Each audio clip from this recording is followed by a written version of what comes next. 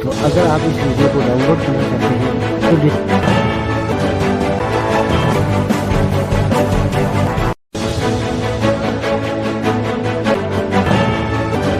આપ જોઈ રહ્યા છો સનાતન ન્યૂઝ નેટવર્ક જૂનાગઢ અહેવાલ વલ્લભભાઈ પરમાર ભેસાણ તાલુકાના વિશળ હડમતિયા ગામે ખેત મજૂર ચકાભાઈ આલાભાઈ વાઘેલા ઉપર મધમાખીના ઝુંડે ખેતરમાં હુમલો કર્યો હતો ત્યારે વિશળ હડમતિયા ગામના અમરસિંહ વાઘેલા અને 108ના ડ્રાઈવરે બંને સાથે કીટ પહેરી ત્યાંથી રેસ્ક્યુ કરીને જૂનાગઢ સિવિલ હોસ્પિટલમાં દાખલ કરવામાં આવ્યા હતા જેઓ તારીખ 8/1/2025 આજ રોજ સિવિલ હોસ્પિટલ જૂનાગઢ ખાતે સારવાર દરમિયાન મૃત્યુ પામેલા છે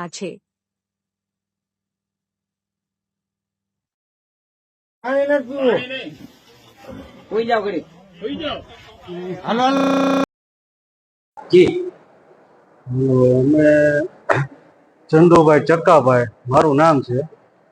મારા પપ્પા જે છે એ વાડિયા હતા, મારા દાદાની વાડી બાજુ ત્યાં એને મધ કાઢ્યું ઝેરીલું, બરોબર.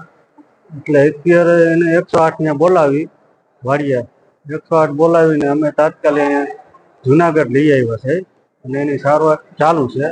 એ અત્યારે છે આઈસીયુમાં. અને અમારું ગામ છે ભેસાણ તાલુકો અને જિલ્લો જુનાગઢ અને અમારું ગામ છે વિશળ હડમતિયા અને અહીંયા અત્યારે સારવાર ચાલુ છે, બરોબર.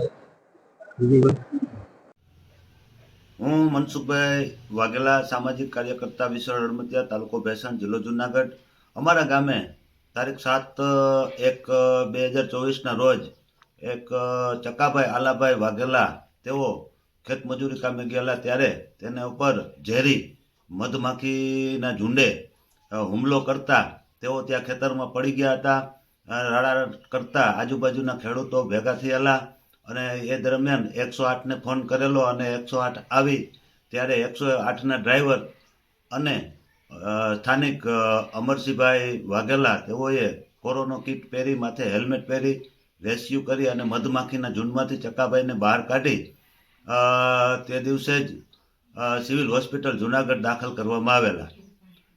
જુનાગઢ સિવિલ હોસ્પિટલમાં તેઓ આઈસીયુની અંદર 24 કલાક સારવાર મળેલી અને સારવાર દરમિયાન તારીખ 8ના રોજ ચકાભાઈ આલાભાઈ વાઘેલા રહેવાસી વિશળ હડમતિયા, ઉંમર વર્ષ 75, તેઓ ખેતમજૂર, તેમનું મૃત્યુ થયેલું છે.